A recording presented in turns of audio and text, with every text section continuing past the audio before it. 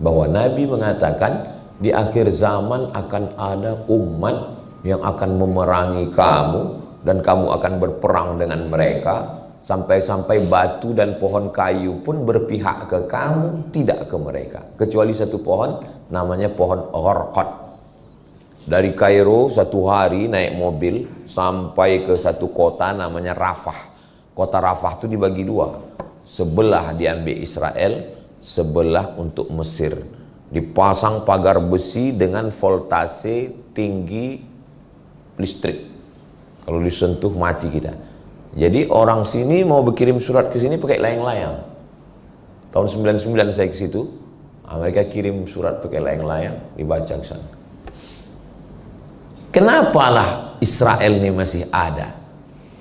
Kenapa Israel Yahudi? Nabi Ibrahim punya anak namanya Ishak, Ishak punya anak namanya Yakub. Yakub ini namanya dua, satu lagi Yakub, satu lagi Israel. Isra artinya hamba, El Tuhan. Israel hamba Tuhan. Kalau bahasa Arabnya Abdullah, Abdurrahman, Abdurrahim, Abdul Somad. Hamba Tuhan.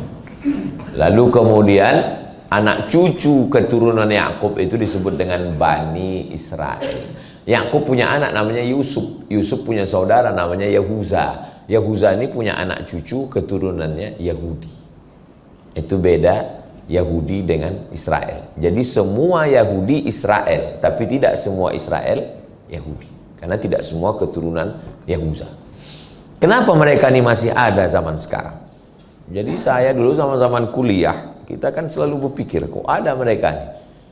Saya tanyalah ke Syekh Muhammad Jibril, guru besar tafsir Al-Azhar, Profesor Dr. Syekh Muhammad Jibril. Syekh, kaum Samud habis, kaum Madian habis, kaum habis.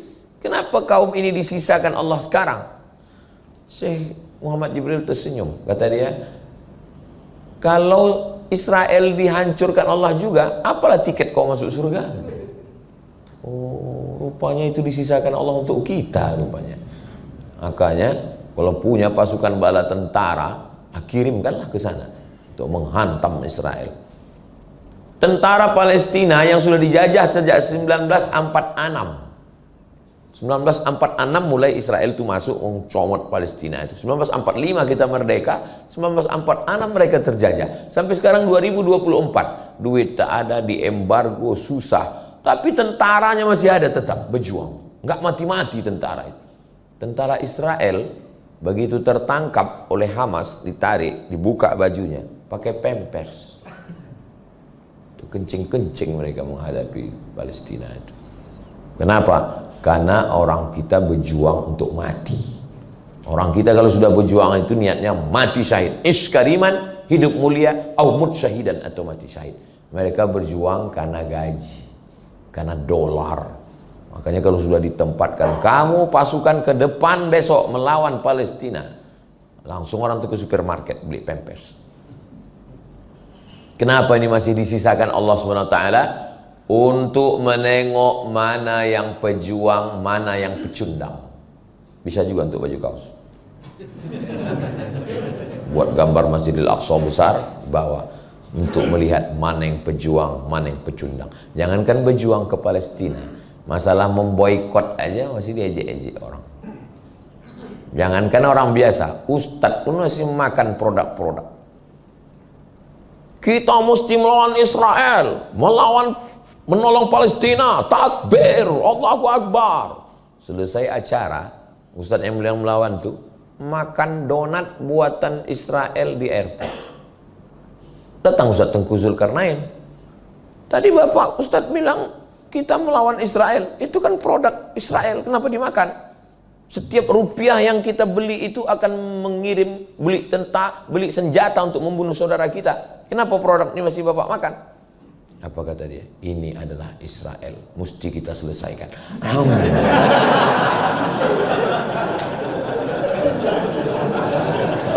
Salah satu bayang saya muka Ustadz Tengku Zulkarnain menceritakan itu. Jangankan masalah berperang ke sana, masalah memboikot pun berkelahi pula sesama kita. Tengoklah di medsos itu, berkelahi sesama kita, bukan orang lain yang mengejek, mengolok-olok kita itu. Malah anak-anak lebih sadar. Kawan saya pulang dia ke rumah dibawanya produk Israel tuh, dikasih anak, nggak mau Pak. Kenapa nggak mau? Itu ada darah saudara kita di Palestina. Biar papa habiskan, kata ya. Jadi ini memang dikirim Allah untuk menguji iman kita.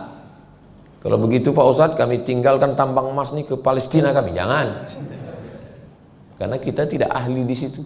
Saya khawatir Bapak semua pergi ke Palestina 2-3 hari keluar berita. Semua pasukan dari tambang emas lemas karena tak dapat lontong sayur dan nasi uduk. Kenapa Ustadz tiba-tiba ingat lontong sayur? Nampak aku udah lepir.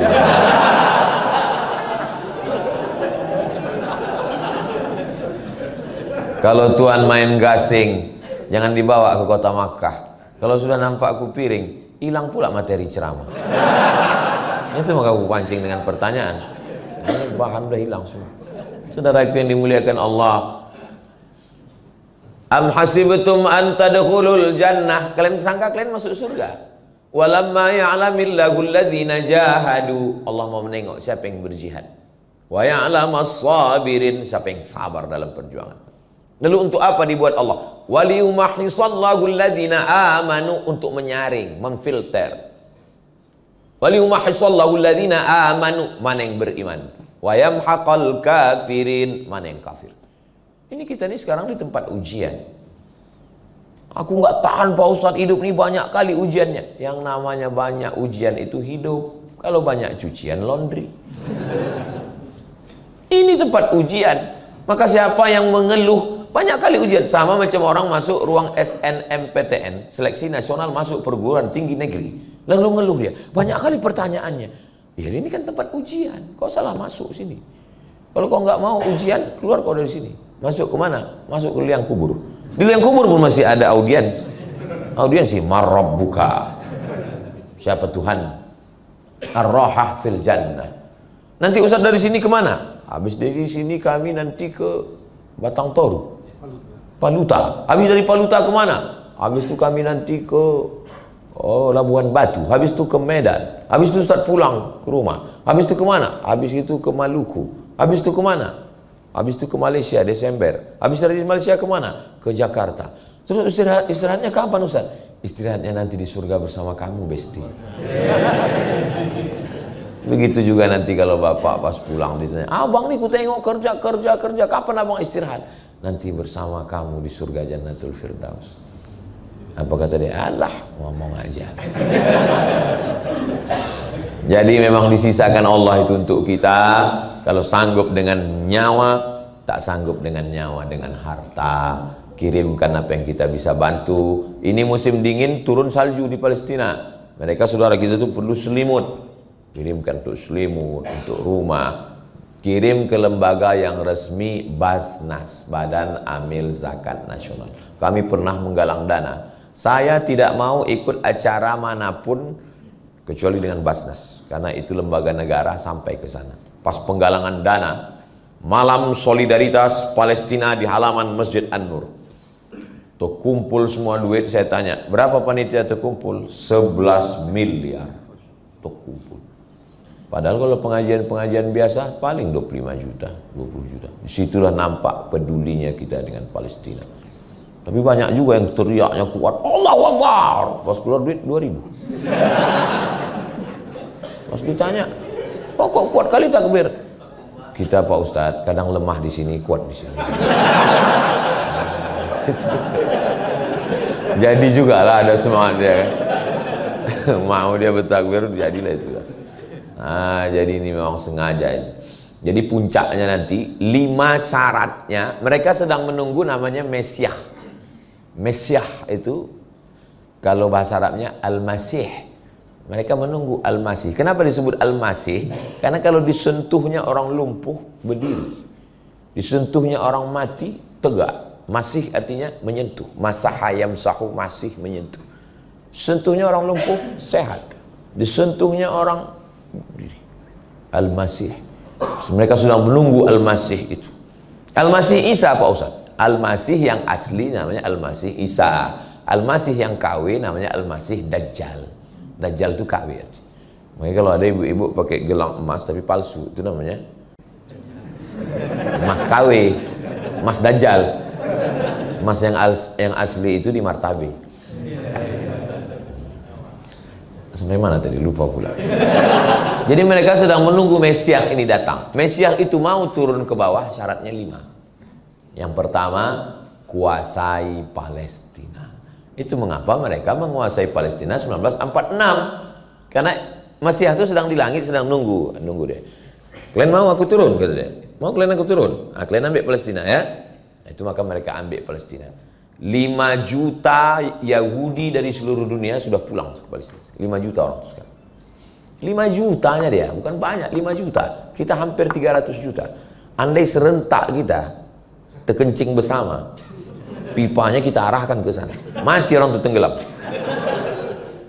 Apalagi kencing dari kita ini dahsyat. Jengkol sama petai. Baru kena anginnya aja pingsan.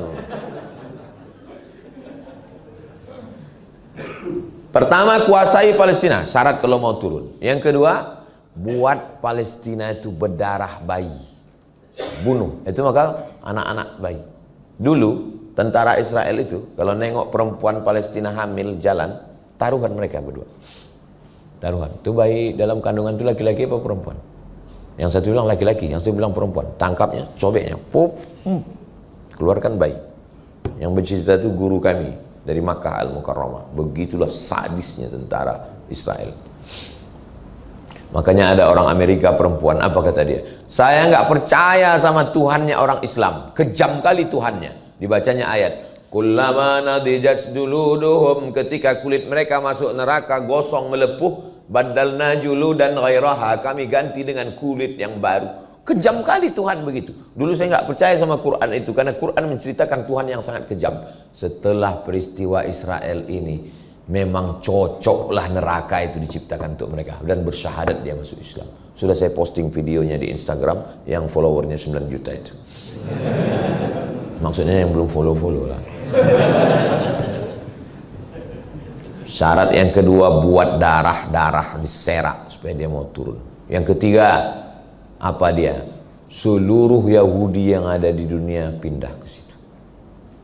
Yang keempat, hancurkan Babel, karena Babel dulu tempat penjaranya Israel.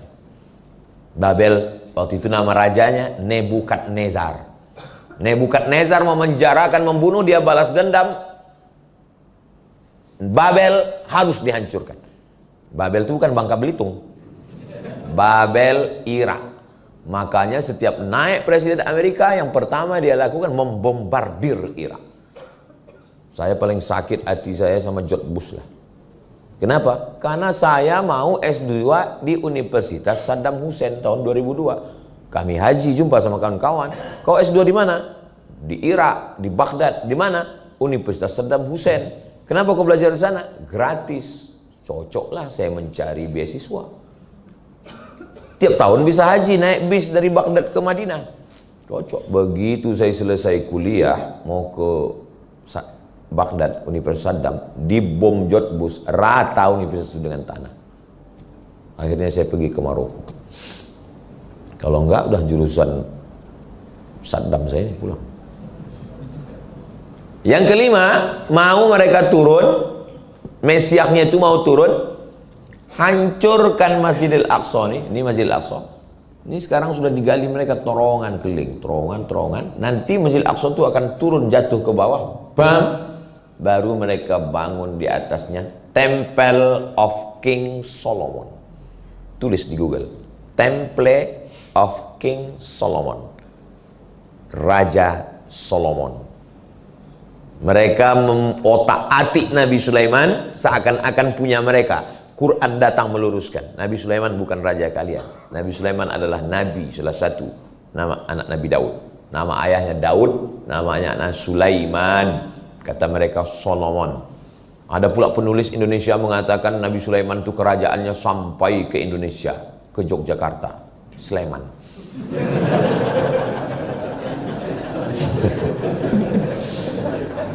Saudaraku yang dimuliakan Allah Subhanahu wa taala, Itulah kenapa menjawab pertanyaan, kenapa mereka mengambil Palestina? Kenapa anak-anak berdarah di Palestina? Kenapa mereka ingin meruntuhkan Masjidil Aqsa?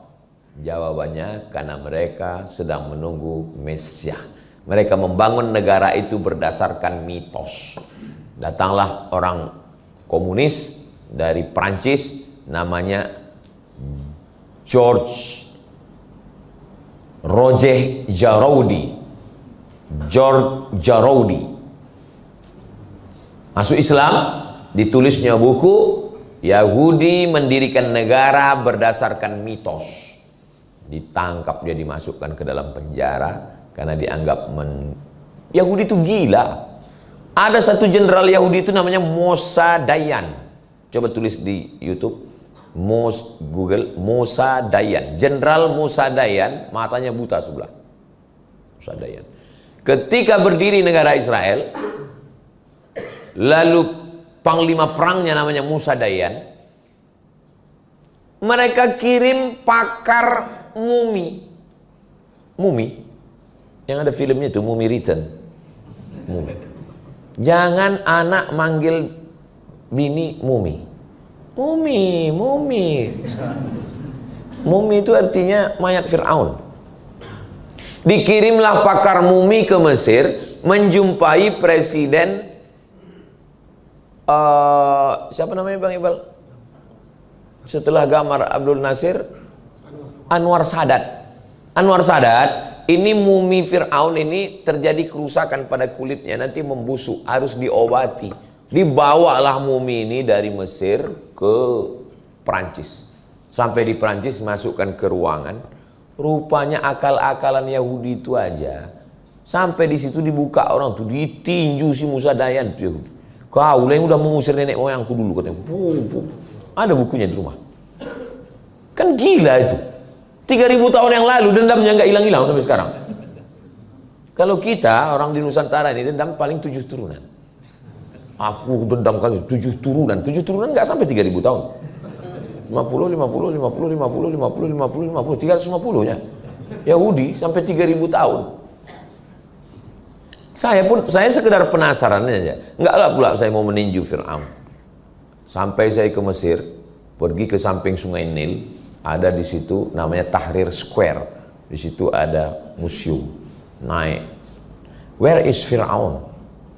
Di mana Fir'aun? Rupanya Fir'aun itu walaupun sudah mati, tempatnya di paling atas. Naiklah kami ke atas tangga. Sampai ke atas, pas mau masuk ke kamar Fir'aun itu bergetar jantung kita. Tiketnya mahal.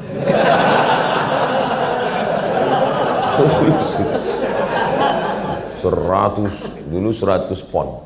Beasiswa kita 162. Lebih dari 50% beasiswa. Setengah bulan awak puasa sunat.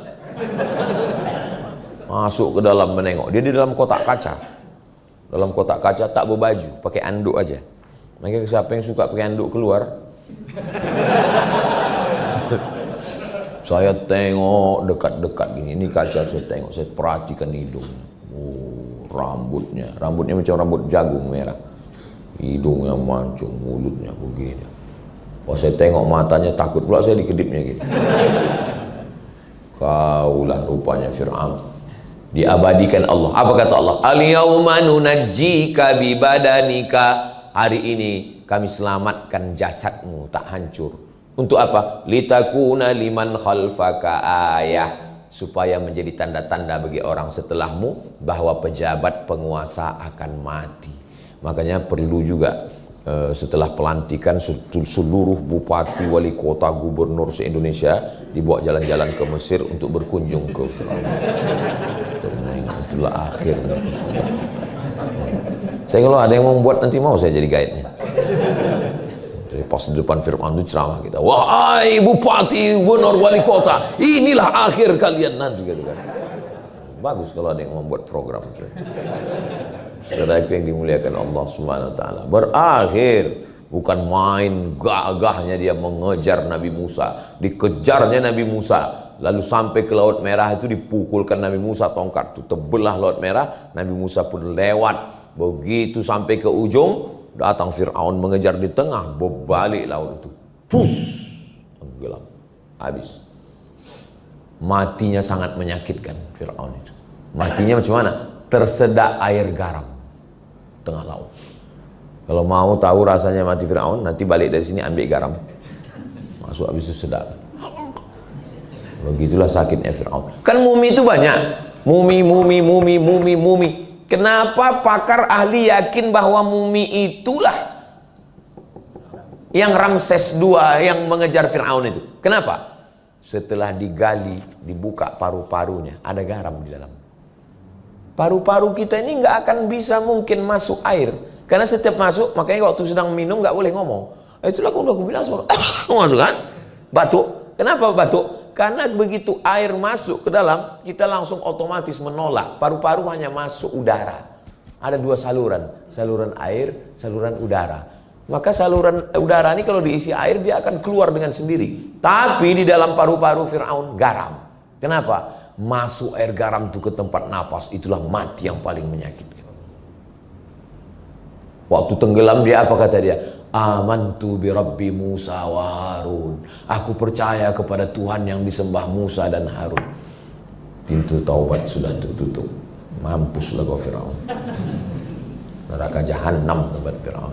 Inna Fir'auna wa Hamana wa junudahuma kanu khati'in. Fir'aun, Haman dan tentaranya. 3. Fir'aun, Haman. Haman adalah orang cerdas, penasehat yang selalu menasehati Fir'aun untuk jahat.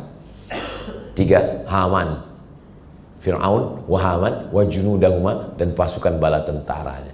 3 ini kena. Nah, hari berganti, musim berubah, pertarungan masih tetap berlanjut. Sampai kapan? Sampai akhir dunia. Dan mudah-mudahan kita, anak cucu kita istiqomah semuanya, insya Allah. Hebat juga pertanyaan ini. Memang orang martabe ini cerdas-cerdas ya. Pertanyaan itu berkualitas. Habis setengah jam untuk satu pertanyaan. Baik, syukur. Dari Ahmad boleh?